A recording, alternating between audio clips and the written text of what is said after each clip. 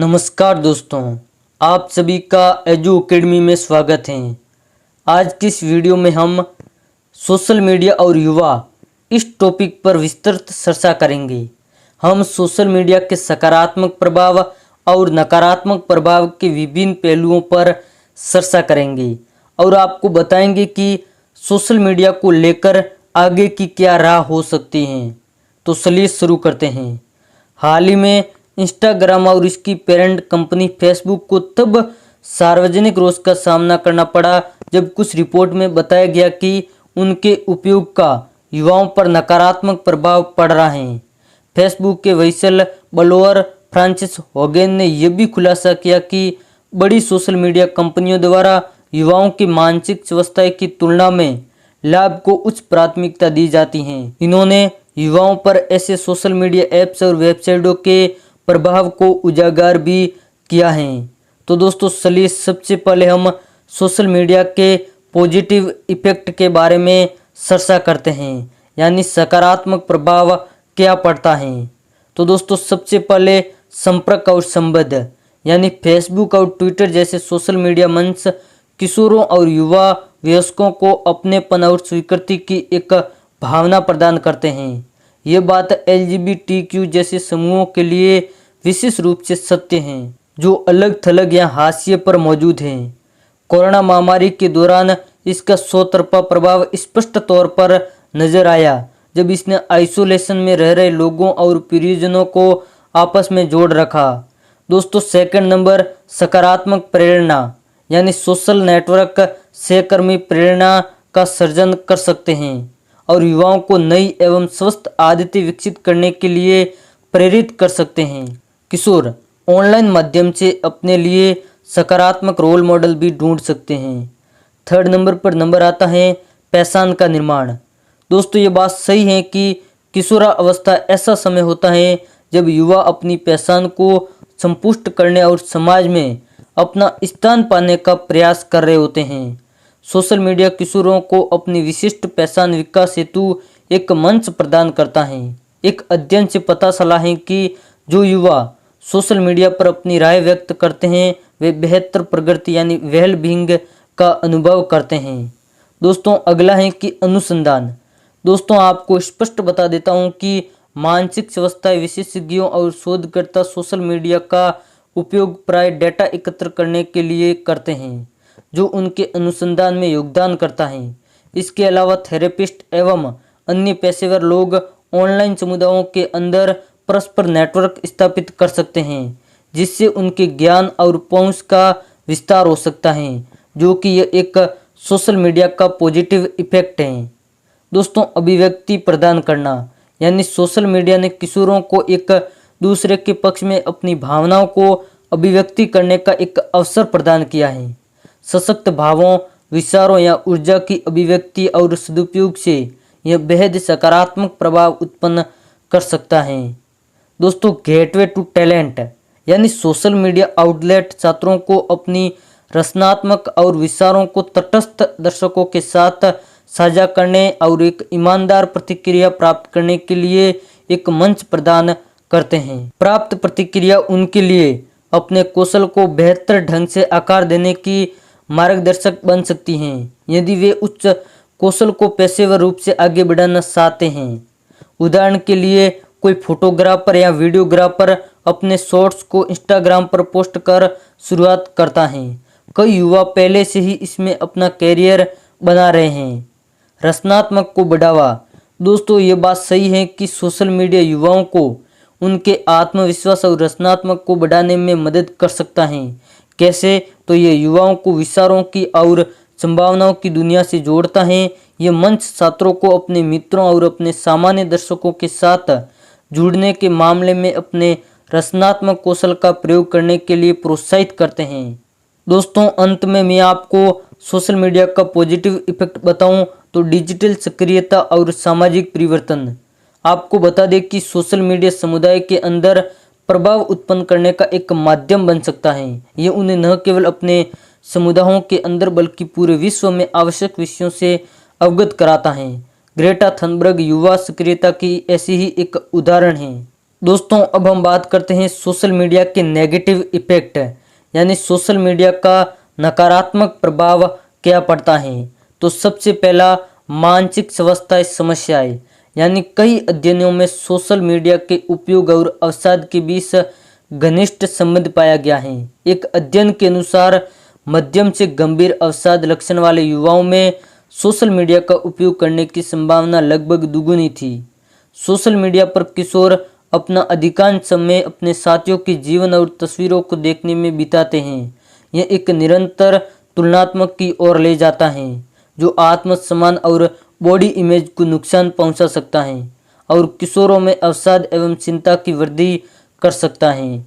दोस्तों अगला है कि शारीरिक स्वास्थ्य समस्याएं, यानी सोशल मीडिया के अत्यधिक उपयोग के परिणाम स्वरूप स्वास्थ्यप्रद वास्तविक दुनिया की गतिविधियों पर कम समय व्यतीत किया जाता है। दोस्तों सोशल मीडिया फीड्स को स्क्रॉल करते रहने की आदत, जिसे वैम्पिंग कहा जाता है, इसके कारण नींद की कमी की समस्या उत्पन्न होती है। और आपको बता देता हूँ कि सामाजिक संबंध से जुड़ी हुई यहाँ पर एक बड़ी प्रॉब्लम है कि किशोरावस्था सामाजिक कौशल विकसित करने का एक महत्वपूर्ण समय होता है, लेकिन किशोर अपने दोस्तों के साथ आमने सामने कम समय बिताते हैं, इसलिए उनके पास इस कौशल के अभ्यास के कम अवसर होते हैं। यानी किशोरावस्था एक ऐसी उम्र होती है जिसमें किशोर या फिर युवा अपने कौशल को विकसित करता है, लेकिन सोशल मीडिया के थ्रू वो अपने दोस्तों के साथ बिजी रहता है, जिससे उनको अपने कौशल विकसित करने का टाइम नहीं मिल पाता है, जो कि एक सोशल मीडिया का नेगेटिव इफेक्ट है। दोस्तों टेक एडिक्शन, यानी वैज्ञानिकों ने पाया है कि किशोरों द्वारा सोशल मीडिया का अति प्रयोग उसी प्रकार के उत्तेजना पैटर्न का सर्जन करता है जैसा अन्य एडिक्शन व्यवहारों से उत्पन्न होता है। दोस्तों पूर्वाग्रहों की पुनः पुष्टि, यानी सोशल मीडिया दूसरों के बारे में उनके पूर्वाग्रहों और रूढ़ियों की पुनः पुष्टि का अवसर प्रदान करता है। समान विचारधारा वाले लोगों से ऑनलाइन मिलने से इन प्रवृत्तियों की वृद्धि होती है, क्योंकि उनमें समुदाय की भावना का विकास होता है। एग्जाम्पल की दृष्टि से देखें तो फ्लैट अर्थ सोसाइटी एक बढ़िया उदाहरण है। दोस्तों साइबर बुलिंग या ट्रोलिंग, यानी इसने गंभीर समस्याएं पैदा की हैं और यहाँ तक कि किशोरों के बीच आत्महत्या के मामलों को भी जन्म दिया है। इसके अलावा साइबर बुलिंग जैसे कृत्यों में संलग्न किशोर मादक पदार्थों के सेवन, आक्रामकता और आपराधिक कृत्य में संलग्न होने के प्रति भी संवेदनशील होते हैं। दोस्तों ऑनलाइन बाल यौन उत्पीड़न और शोषण, यह भी एक सोशल मीडिया का नेगेटिव इफेक्ट है। तो कैसे, तो हम आपको बताते हैं। संयुक्त राज्य अमेरिका में किए गए एक अध्ययन में पाया गया कि सर्वेक्षण में शामिल सभी अमेरिकी बच्चों में से लगभग आधे ने संकेत दिया कि उन्हें ऑनलाइन रहते हुए असहज महसूस कराया गया, उन्हें धमकाया गया या उनसे यौन प्रकृति का संवाद किया गया। एक अन्य अध्ययन में यह पाया गया कि ऑनलाइन यौन शोषण के शिकार लोगों में से 50% से अधिक 12 से 15 वर्ष की आयु के 20 के बच्चे थे। दोस्तों अब बात करते हैं कि सोशल मीडिया को लेकर आगे की क्या राह हो सकती है, यानी भविष्य का क्या मार्ग हो सकता है, इसके बारे में हम चर्चा करते हैं। दोस्तों एक समर्पित सोशल मीडिया नीति जरूरी, यानी युवाओं को उपभोक्ताओं या भविष्य के उपभोक्ताओं के रूप में लक्षित नहीं करने के लिए उत्तरदायित्व का सर्जन कर सोशल मीडिया को विनियमित करने के लिए एक समग्र नीति अपनाई जानी चाहिए। यह एल्गोरिथम को युवाओं के बजाय वयस्कों के प्रति अधिक अनुकूल बनाएगा। दोस्तों अनुपयुक्त सामग्री के लिए सुरक्षा उपाय जरूरी। सोशल मीडिया मंचों को कुछ ऐसी सामग्री की अनुशंसा करने या उसका प्रसार करने से प्रतिबंधित किया जाना चाहिए जिसमें यौन, हिंसक या अन्य व्यस्क सामग्री जैसे जुआ या अन्य खतरनाक, अपमानजनक, शोषणकारी या पूरी तरह से व्यावसायिक सामग्री सहित हैं, तो यह उसमें शामिल होता है और इसको पूर्ण तरीके से प्रतिबंधित किया जाना जरूरी है।